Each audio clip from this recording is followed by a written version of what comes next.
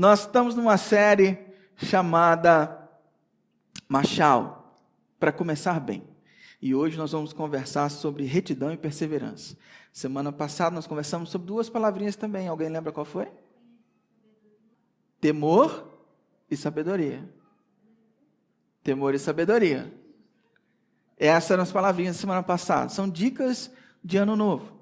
Machal, o que é o Machal? Machal é um estilo literário que faz a gente refletir sobre quem nós somos, o que nós queremos e nossa interação com o ambiente. No livro de Provérbios, capítulo 1, versículo 1, quando diz lá, livro dos provérbios de Salomão, a palavra provérbio lá no hebraico é Machal.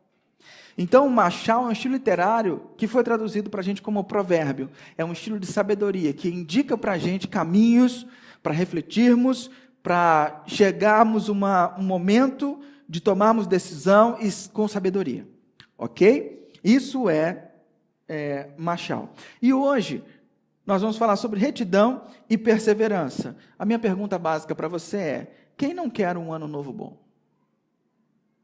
Você quer um ano novo bom? Você quer que 2019 seja um ano realmente diferente? Um ano realmente bom? Beleza. Então, nós precisamos saber que caminho nós vamos percorrer para ter um ano bom. Carlos Drummond de Andrade, ele falou algo muito interessante quando refletia sobre ano bom. Ele fez uma poesia chamada Ano Novo na Cor da Paz. Ano Novo na Cor da Paz. E ele nos faz refletir sobre o seguinte aspecto.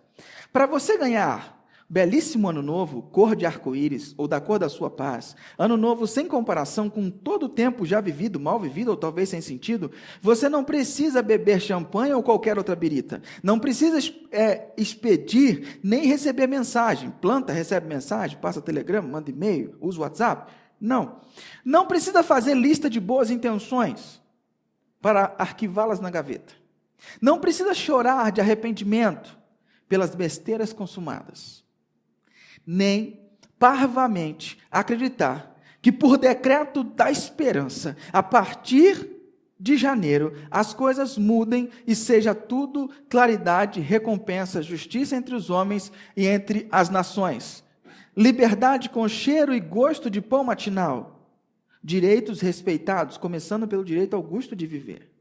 Para ganhar um ano novo que mereça este nome, você, meu caro, tem de merecê-lo. Tem de fazê-lo de novo.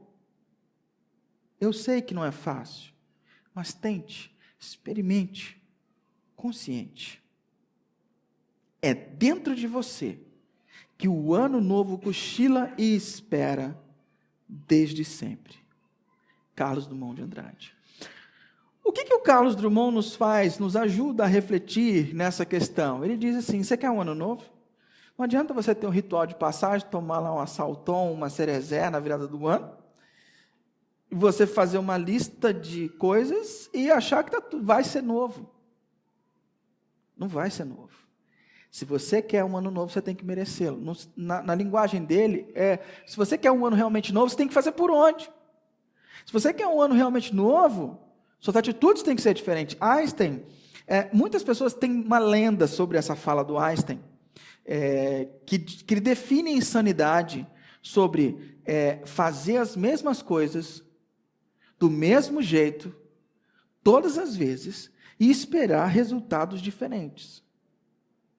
Fazer as mesmas coisas do mesmo jeito todas as vezes e esperar um resultado diferente. Para Einstein isso era insanidade. Ou seja, se você recomeçar o ano fazendo as mesmas coisas do mesmo jeito todas as vezes, lidando das mesmas formas com os mesmos problemas, por que você teria um resultado diferente?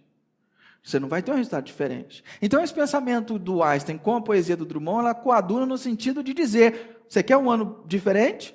Então, você tem que mudar. Você tem que ser diferente. Porque se você não for diferente, seu ano não vai ser diferente. E Salomão diz uma coisa muito interessante sobre a gente que quer ter um ano novo bom. Ele diz, Provérbios capítulo 1, versículo 10, ele diz o seguinte: meu filho, se os maus tentarem seduzi-lo, não ceda. Meu filho, se os maus tentarem seduzi-lo, não ceda. O que Salomão tem a ver com Einstein e tem a ver com Drummond?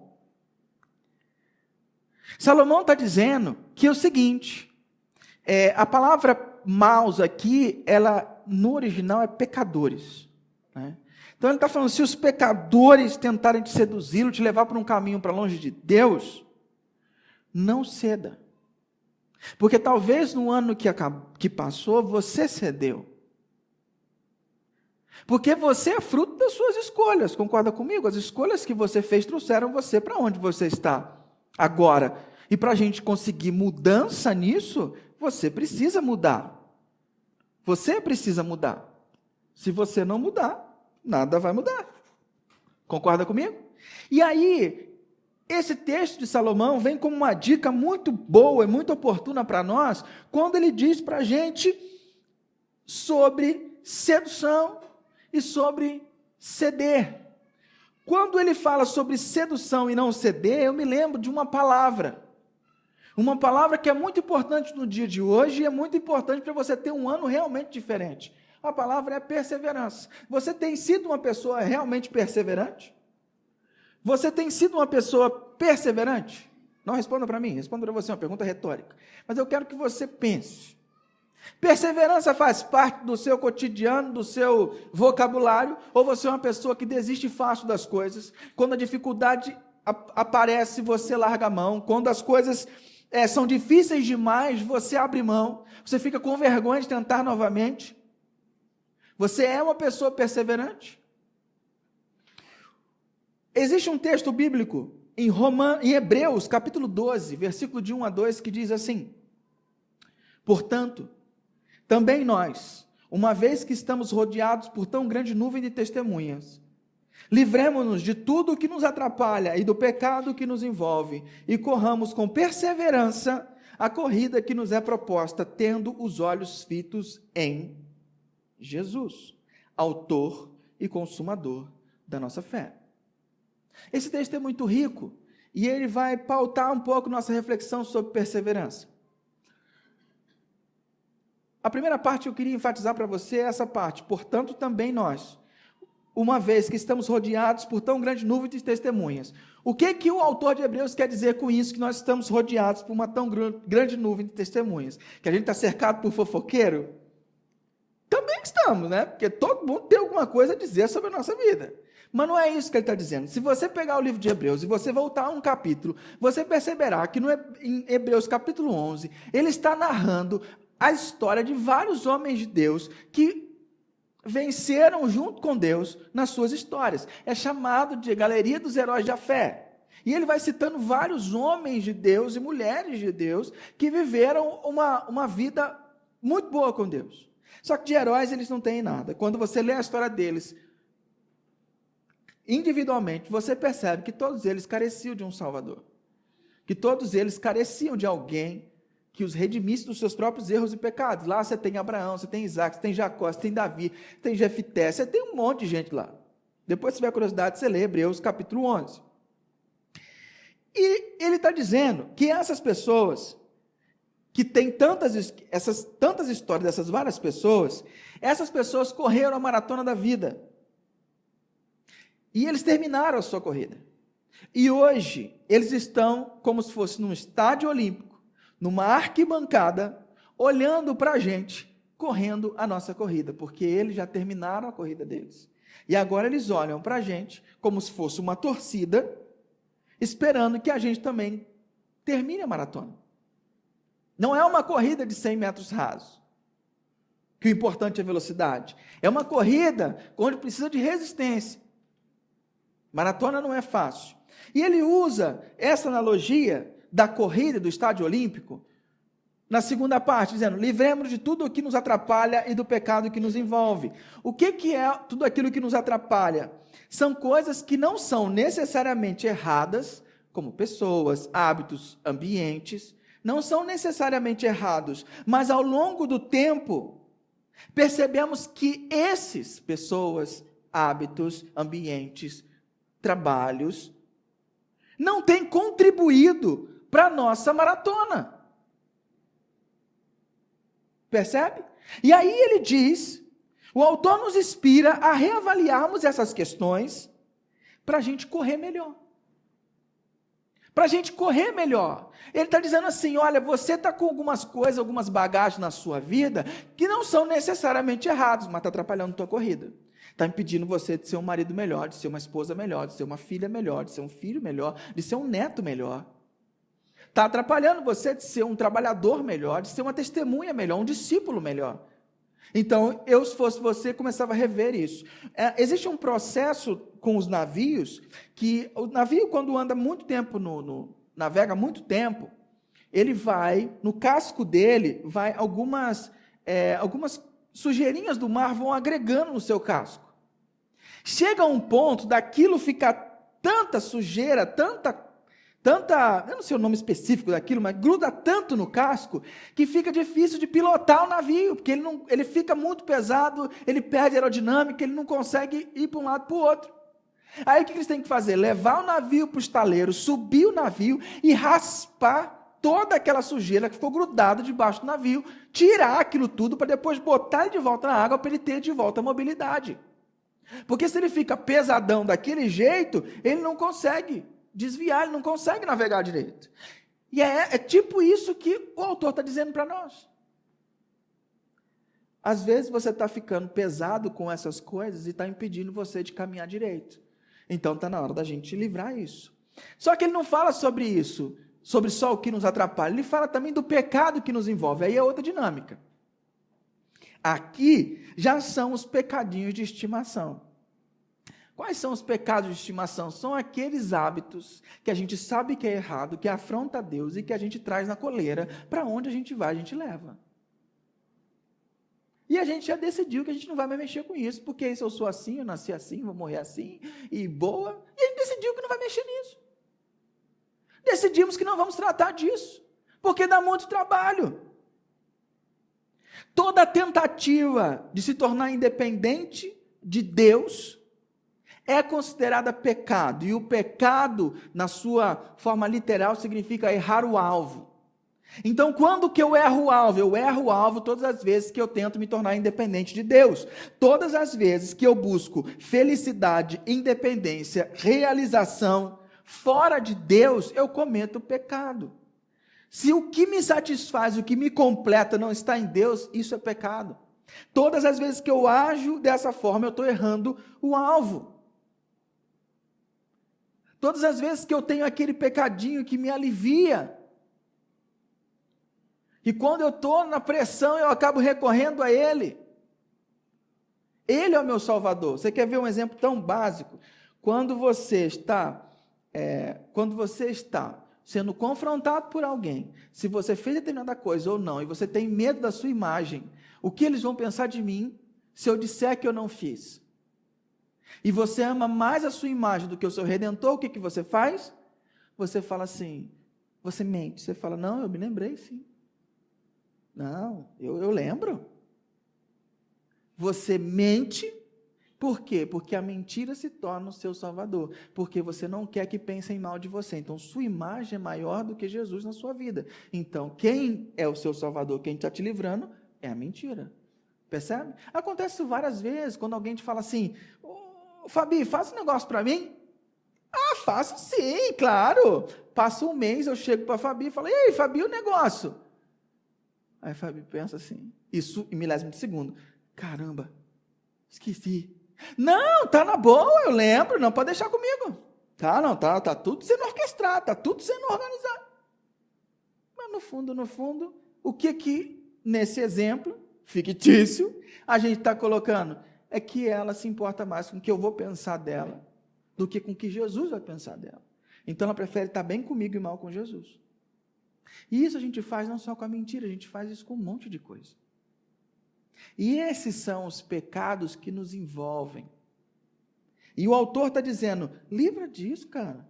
Sai desse negócio. E ele diz o que mais? E corramos com perseverança a corrida que nos é proposta. E essa é a palavrinha para nós aqui que nós estamos refletindo. A palavra perseverança aqui no grego, ela se relaciona a um animal de carga, em que você coloca peso no animal de carga, onde até as patinhas do bicho começam a tremer, mas ele não cai. Isso é perseverança. O que ele está dizendo para nós? Que perseverança é você ir até o seu limite. É você ir até o limite para se manter de pé, para não negociar os seus valores, para ser um cristão honrado, para ser uma pessoa que é luz do mundo. É ir até o limite. Não abrir mão dos princípios. Isso é perseverança. Só que muitas vezes, as oportunidades de trabalho, de negócios, oportunidades de relacionamentos, oportunidade de ganhar vantagem, elas nos seduzem. O que Salomão diz? Se vierem te seduzir, não ceda. E como que você não cede? Tendo perseverança. Como anda a perseverança na sua vida? E uma outra coisa importante a gente pensar aqui no texto, é a corrida que nos é proposta. O autor de Hebreus está dizendo, a vida não é para ser vencida. Você já ouviu aquela frase? Você precisa vencer na vida? Mães antigamente falavam assim, você não vai ser ninguém na vida. Isso marcava o coração dos filhos. Hoje em dia também as mães ainda falam isso. E incentiva o filho, você tem que vencer na vida. Presta atenção e reflete comigo, se você tem que vencer na vida, alguém vai ter que perder. Porque só há vitorioso se estiver derrotado. Concorda? Em que esporte, em que categoria há só vitoriosos? Para ter um vitorioso tem que ter derrotado. Se você começa a achar que você precisa vencer na vida, automaticamente você vai ter que derrotar alguém. E o risco que você corre de derrotar alguém é começar a correr a corrida dos outros. E não a sua corrida. Como assim? Deus te deu uma corrida. E aí você começa a competir com as pessoas. E quando você caminha competindo, querendo chegar na frente, querendo ser mais do que os outros, querendo não, porque o mercado exige, não porque isso, não porque aquilo, não porque aquilo outro, daqui a pouco no final da vida, quando você perceber, você mudou de raia. E aí você chegou na frente, só que não na sua raia, na raia dos outros. O que acontece com um corredor quando ele invade a raia alheia? É desclassificado. Então você vai chegar ao final da vida, uhul, venci, cheguei na frente. Mas você correu a corrida errada. Percebe que o autor fala, a corrida que nos é proposta, ele não fala uma corrida que tem que ser vencida, é proposta. Essa é a sua corrida, esse é o seu caminho, essa é a sua trajetória. Por exemplo, nós começamos a fazer isso muito, e incutimos na cabeça dos nossos filhos a mentalidade de que ele simplesmente tem que se capacitar, fazer uma boa faculdade, fazer um bom curso para poder ganhar dinheiro, porque o mercado de trabalho é muito competitivo. O mercado de trabalho é muito competitivo? É. A pessoa tem que se capacitar? Tem. Só que qual é o risco que a gente corre? E isso quem fala é um pastor que eu admiro muito, chamado Ricardo Agreste. Ele diz assim, o risco que a gente corre é formar peça de reposição para o mercado de trabalho. Só isso. Pais e mães estão mais preocupados em dar educação e menos em dar caráter e ensinar a viver. E nós que somos adultos e que tivemos pais e mães que nos incentivaram mais a ter ferramentas do que ter caráter, do que nos ensinar a viver, pagamos um alto preço, já como adultos. Então a gente precisa começar a pensar, porque a nossa visão cristã vai abranger todo mundo, inclusive os pequenos e os grandes. O que você quer para o seu filho, para a sua filha? Daqui a pouco está colocando a criança no berçário bilíngue, porque o mercado precisa que fale inglês. Tudo tem seu tempo, Salomão já disse. O mercado é feroz? É, mas a questão é quando a gente se dobra ao mercado. Outra questão é quando a gente interage com o mercado, eu preciso dele, mas ele não me define. Porque pessoas que se dobram ao mercado, constroem sua identidade toda em volta do seu currículo. E o que ela se torna? Aquilo que o mercado diz que ela é. Quanto que ela vale? Aquilo que o mercado quer pagar para ela. Então, ela começa a perder a noção. Espera aí, a nossa identidade está onde?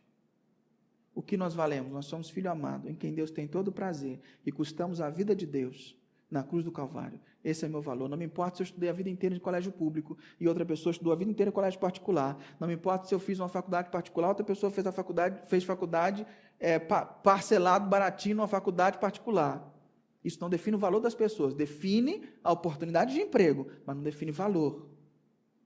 Então, se eu quero o melhor para os meus filhos, para os sobrinhos, quero e luto para o melhor. Sempre vou lutar por melhor. Mas eu não posso cruzar e confundir a identidade deles.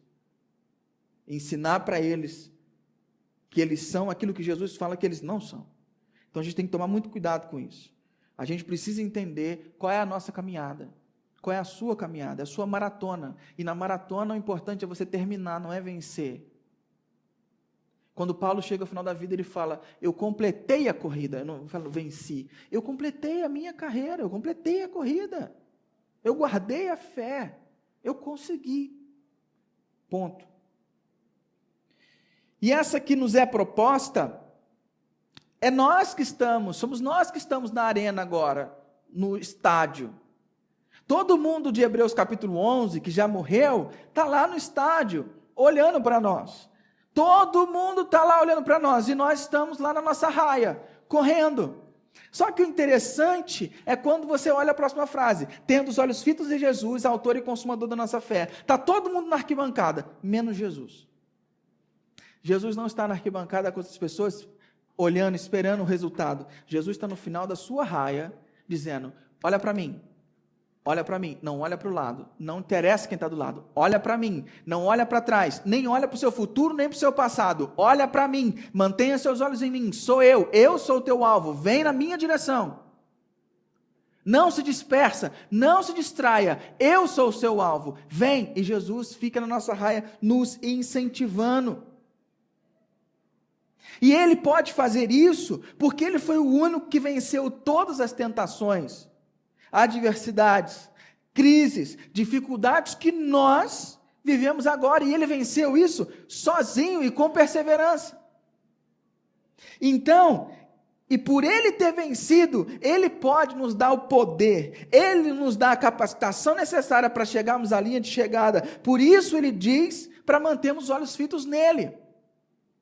Ele venceu, e hoje ele nos capacita a vencermos por ele, junto dele, no incentivo dele, porque se você pegar pela tua força para vencer essa jornada, você vai fracassar, você vai perecer, você não vai conseguir, você precisa dele, ele venceu, e agora ele te incentiva, venha com perseverança, e ele venceu pelo ato dele na cruz, ele e o seu ato na cruz são o nosso referencial.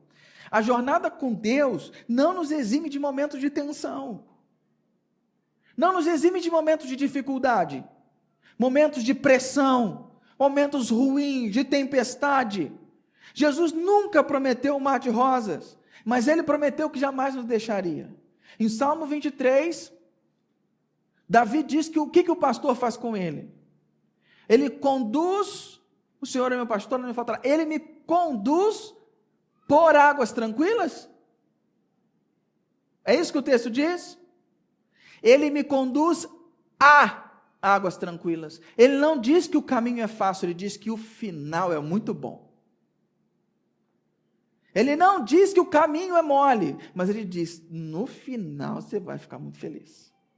Você vai ficar contente. Então não é vida fácil. Nós vamos ter momentos bons, sim. Mas nós também vamos viver momentos ruins, porque o mundo é mau. Nos momentos de provação é que nossos verdadeiros conceitos emergem, é nessa hora que buscamos atalhos. Nos momentos de dificuldade é que a gente acha, a gente enxerga o que realmente nós somos. O texto bíblico diz, a boca fala do que está cheio do teu coração. Então, quando você briga com alguém, essa pessoa te xinga, é isso que ela tem dentro do coração, palavras torpes. Ela te maltrata, ela abusa de você com as palavras, Porque você sabe que nós somos maldosos, nós somos abusadores com palavras. A gente sabe machucar. Principalmente quando a gente tem relacionamento a longo prazo, a gente sabe machucar. A gente sabe o que falar direitinho para ferir. E quando você faz isso, você não está botando a outra pessoa no lugar, você está mostrando quem você é. Porque nas horas da tribulação é que surge. E aí a gente pega o atalho. Ao invés de calar, a gente acaba falando besteira. Ao invés de sair e conversar depois, a gente acaba... Ao invés de, não vou aceitar essa oportunidade fácil, estou precisando de dinheiro, mas não vou aproveitar, vou honrar a Deus, vou manter. É nessas horas que a gente acaba cedendo às oportunidades. E aí que o teu caráter vem à tona. Perseverar. São poucos que decidem perseverar. Eu vou te dar um exemplo. Num vídeo que eu quero te mostrar. Eu acho que não precisa explicar o vídeo, eu acho que ele é autoexplicativo. Vamos lá.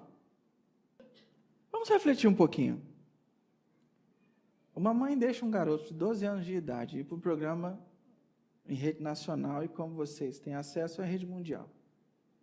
E esse garoto com 12 anos de idade, ele é esculachado por um dos jurados. E diz, vai procurar uma aula de canto. De forma rude. Muitas mães falariam o que para esse menino? Não, filho, você é bom, ele que é ruim. Ele que não te entende. Não liga para isso não. Muitas mães iam levantar a moral dos seus bebês. Mas essa mãe parece que fez o contrário. A mãe ou o pai, não sei. Vamos fazer aula de canto então? E esse menino com 12 anos de idade não desistiu. Ele teve coragem de fazer 3 anos de aula e voltar na primeira oportunidade que ele tivesse para cantar novamente. Isso é perseverança. Ele foi no limite. Ele foi ao limite de ser esculachado, você não é bom o suficiente, vai procurar uma aula de canto. Ele não parou por aí, ele continuou, ele foi, ele aprendeu, se aperfeiçoou e foi atrás. Muitos de nós não temos essa perseverança. Temos muito mais orgulho do que perseverança e não aguentamos essa pressão. Nós simplesmente não... isso para lá. Eu garanto que esse menino saiu muito mais forte dessa história para a vida dele. Porque toda vez que ele falhar, ele vai falar assim, se eu me esforçar mais, eu acho que eu consigo. Ele vai poder se esforçar mais. Com 12 anos de idade. Esses pais conduziram de uma forma muito legal, aparentemente. É para exemplificar para você e para mim o que é ser perseverante. E são nessas horas dos 12 anos, nessas horas de dificuldade, de pressão alta, é que a gente começa a perceber homens e mulheres empurrando seus companheiros para outros homens e mulheres, consciente ou inconscientemente, ao invés de assumirem a bronca na dificuldade. Quando a coisa aperta, não demonstra zelo, não demonstra cuidado, não demonstra superação dos problemas, e empurra o seu companheiro para os braços e para os ouvidos de outros homens e outras mulheres. É nessas horas que a gente percebe homens e mulheres aceitaram um caminho mais fácil, de buscar um atalho, de ajudar a Deus porque Deus está demorando. São nessas horas de pressão que a gente sucumbe se não tiver perseverança.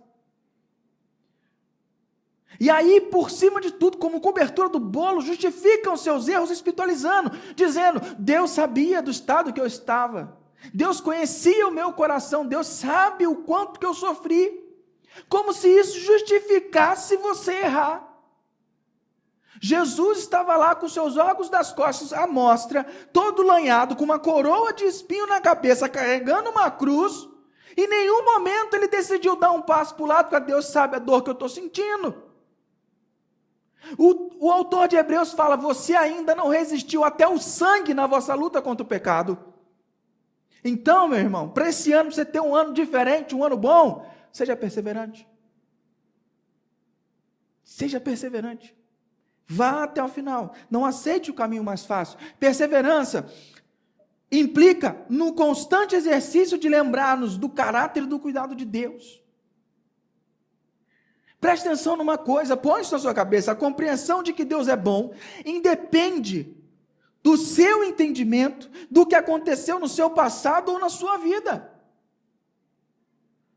Percebe? O que aconteceu contigo no seu passado ou na sua vida, coisas difíceis, não definem a bondade de Deus. Deus continua sendo bom.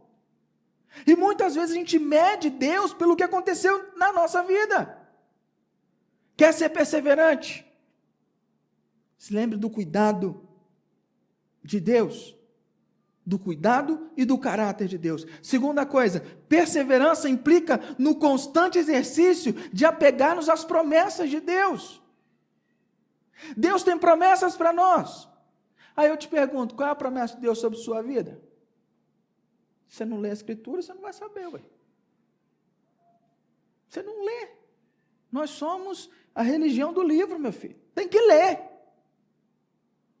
Agora tem aplicativo, você pode ouvir. Mas tem que ler. Até onde você está se aplicando para ter um ano realmente diferente? Perseverança implica em você se apegar às promessas de Deus. Para conhecer as promessas, é preciso ter um contato com a Bíblia diariamente, internalizar tais promessas. Uma prática que a gente não faz mais. Decorar texto. Tem alguns pastores que falam decorar é trazer para o coração. A gente não decora mais texto bíblico. Essa vai ser um dos desafios da semana, não dessa. Para outra semana. Nas adversidades, essas promessas vêm à tona. Você quer ver um exemplo de promessa? Salmo 37, versículo 4. Deleite-se no Senhor, e Ele atenderá os desejos do seu coração. Deleite-se no Senhor, e Ele atenderá os desejos do seu coração. Provérbios 3, versículo 6. Reconheça o Senhor em todos os seus caminhos, e Ele endireitará as suas veredas. Promessa de Deus. Ele vai consertar o teu caminho. Reconheça-o em todos os seus caminhos.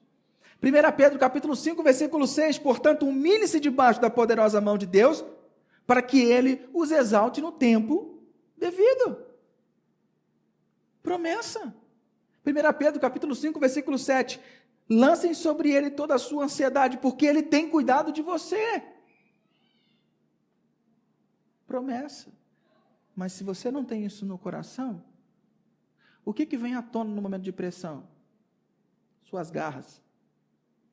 Sua vontade de lutar, seu sentimento de autopreservação. Terceiro, perseverança implica no constante exercício de entregar-nos ao tempo e aos caminhos de Deus. Entregar-se a Deus, entregar-se aos caminhos de Deus. Esses três conceitos de perseverança. A outra palavrinha que eu quero refletir com você é sobre retidão. O que é a retidão? Provérbios capítulo 14, versículo 2, diz assim: o que anda na retidão teme o Senhor, mas o que se desvia dos seus caminhos o despreza. A gente já falou sobre desprezar o Senhor na semana passada. O que significa isso? Se você não ouviu, tem lá, já está postado, você pode ouvir a mensagem. E aí eu volto ao tema, antes da gente ter ferramenta, nós precisamos ter caráter. Precisamos ser formados como homens e mulheres, à imagem de Jesus.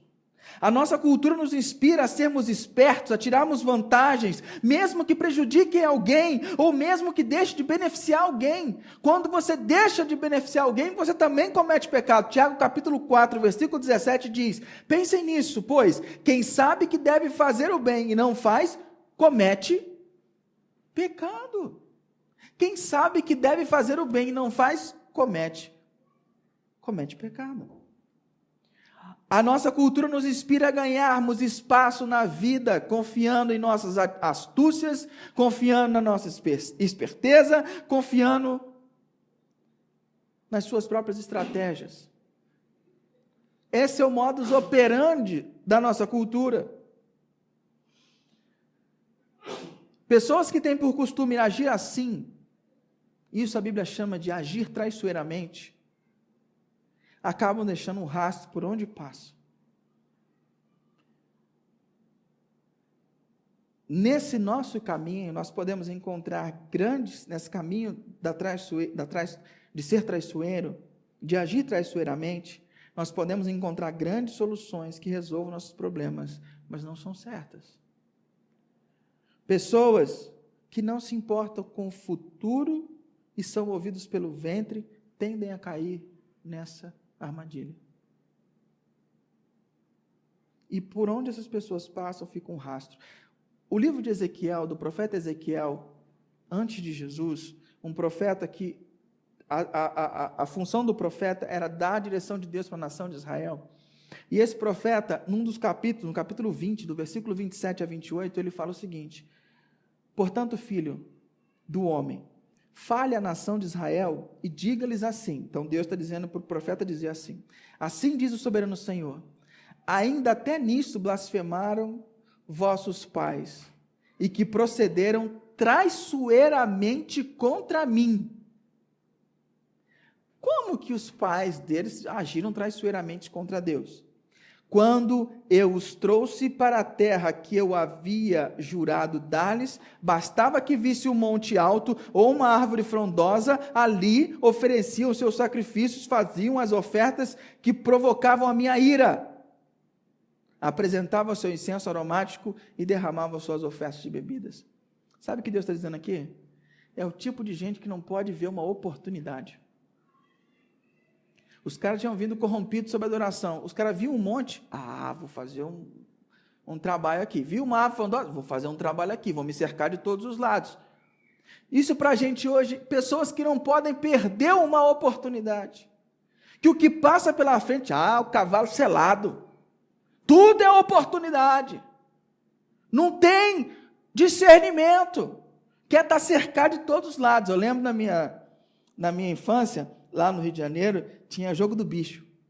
E aí você podia apostar no bicho, né? Você apostava, se desse o bicho, você ganhava dinheiro. E tinha uma modalidade, que eu não lembro muito bem como é que era, mas tinha uma modalidade assim, que você jogava no bicho e cercava por todos os lados. Então, meu filho, se desse o bicho, ou o bicho parecido com aquele bicho, você ganhava. Cercava de todos os lados. Parece que a gente quer isso, a gente quer todas as oportunidades do mundo para sempre ganhar. Pessoas guiadas pela oportunidade são viciadas em benefícios e em levar vantagens. São pessoas gananciosas, estão sempre precisando vencer. E a Bíblia fala, cuidado com todo tipo de ganância. Todo tipo de ganância. Não existe um tipo só, tá? Talvez hoje você tenha visto nessa mensagem, nessa exposição, você tenha visto um pouco de você mesmo. E tenha ficado desanimado com o que viu. E você olha para frente e fala assim, cara, sou ruim mesmo. Meu único jeito é continuar assim, porque não dá para mudar. Aí você não vê a oportunidade de mudança. Você olha para frente e fala assim, cara, minha vida está toda estruturada em cima disso. Como é que você olha para o futuro e você vê isso? Mas eu quero te recordar sobre algo que a gente falou aqui no começo. Você não tem que olhar para frente. Você não tem que olhar para o futuro. Tendo os olhos fitos em Jesus, autor e consumador da nossa fé. Aonde você olha, filho, tem que ser para Jesus. Não é para o teu futuro, para as suas capacidades ou para a sua condição de mudar. Você tem que estar olhando para Jesus. Ele é que realiza a mudança. Só Deus tem a chave do quarto mais profundo da nossa alma. Somente Deus pode nos transformar inteira e completamente. Só Ele. Somente Deus sabe exatamente quem somos. Calvino dizia, João Calvino, um dos caras que participou da Reforma Protestante, ele dizia assim, se você quer se conhecer, conheça a Deus. Quer saber quem você é? Conheça a Deus. E conhecendo a Deus, Ele revela quem você é. Quer se conhecer? Quer saber quem você é de verdade? Vai buscar conhecer a Deus. Só Deus pode revelar a você quem você realmente é. E existe uma analogia de alguns pensadores, e eu peguei a do Abraham Kuyper, que ele fala, Abraham Kuyper foi o primeiro-ministro da Holanda por um tempo, ele era cristão, e escreveu alguns livros muito importantes, e ele, num dos livros, ele faz uma analogia chamada santuário, a analogia do santuário da vida. O santuário de Israel, ele é dividido em 3 partes, o átrio, o santo e o santo dos santos. O átrio era o lugar onde todo mundo passeava, todo mundo ia lá. O lugar santo era só a galera que tem que estar consagrado, só a galera que ia prestar sacrifício. Só que depois desses dois lugares tinha um lugar, o Santo dos Santos. Esse lugar era tampado por um véu, que era tipo um carpete de 5 centímetros, que só o sacerdote podia entrar lá, e lá dentro estava a arca, com a tábua dos 10 mandamentos, um pouco de maná, e um pedaço da vara de Moisés ou de Arão, não lembro, da vara de um dos dois. Estava lá dentro. Então, uma vez por ano, o sacerdote tinha que entrar lá para oferecer sacrifício, porque é lá onde a presença de Deus estava. E esse sacerdote não podia entrar lá em pecado, tinha que fazer todas purificação, tinha que fechar o corpo, tinha que fazer tudo o ritual lá. Se ele entrasse, se tivesse em pecado, meu filho, fulminava na hora. Então, como é que eles entravam? Eles entravam com uma corda amarrada na cintura, um sininho, e eles entravam. E ficava andando lá dentro, o sininho ficava balançando. Meu filho, na hora que o sininho parasse, pode puxar a corda, faleceu. Então ele tinha que entrar, fazer o sacrifício pelo povo, era ali. Então esse lugar era o lugar da intimidade, era o lugar ali, só Deus e o sacerdote principal. O Abraham Kuyper fala assim, que o átrio é o local público. O átrio é esse local público, onde as pessoas adentravam. Na nossa vida, é o nosso ser público, que é conhecido pelas pessoas. As pessoas veem a gente, julgam a gente, escutam e pensam da gente. Essa é a parte pública. O segundo lugar, o lugar santo, é o lugar da intimidade. Esse é o lugar onde somente pessoas íntimas conhecem na nossa vida. Essa é a esfera dos terapeutas, por exemplo. Eles têm ferramentas que nossos amigos, nossos familiares não têm. E eles tentam nos fazer entender quem somos e por que fazemos o que fazemos. Nossos amigos próximos, nossos familiares, eles têm acesso a essa esfera da nossa vida. Mas existe uma terceira esfera da nossa vida, que é a esfera do Santo dos Santos. E nessa esfera só Deus tem acesso. E é nessa esfera que existe o código da nossa alma. E somente Deus tem o poder de entrar aí e fazer o que ninguém mais pode fazer, que é mudar a tua alma, que é transformar você de dentro para fora. Ele possui o código para isso. Ele tem a capacidade de transformar você, não é o seu esforço. O seu esforço em leitura de livro, em estar na igreja, é uma resposta ao amor de Deus, mas quem vai te transformar é o próprio Jesus, ele entra na tua alma. E saiba de uma coisa, querido, uma coisa que a gente não entende, é que Deus não tem pressa. Deus não tem pressa para transformar a tua vida.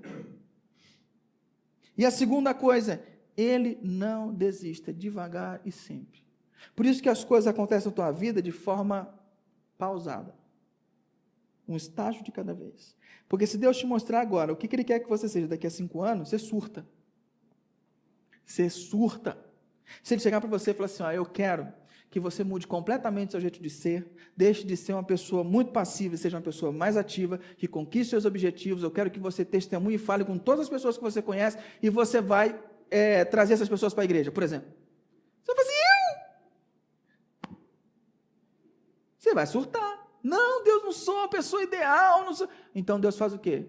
Primeiro Ele começa a tratar você de dentro para fora, trata o seu coração, vai te dando ferramentas. Quando você perceber, você já está lá. Deus não desiste. Talvez hoje, querido, você queira, em frente a tudo isso que a gente conversou, pedir para que Deus entre na sua vida, lá no Santo dos Santos, e mude o código da sua alma em algum aspecto. Talvez você queira que Ele entre e mude algo, uma coisa bem profunda, e só Ele tem o poder para mudar. Talvez esse seja o seu desejo, depois que você ouviu tudo isso. Então, por que a gente não ora sobre isso? Por que não oramos sobre isso? Alguma coisa deve ter mexido dentro de você nessa mensagem, alguma coisa deve ter abalado você, alguma coisa aconteceu. Deus pontuou alguma coisa. Na mesma carta de Hebreus diz, se hoje ouvires a voz do Senhor, não endureça o vosso coração. Ora a Deus, depois nós vamos orar juntos.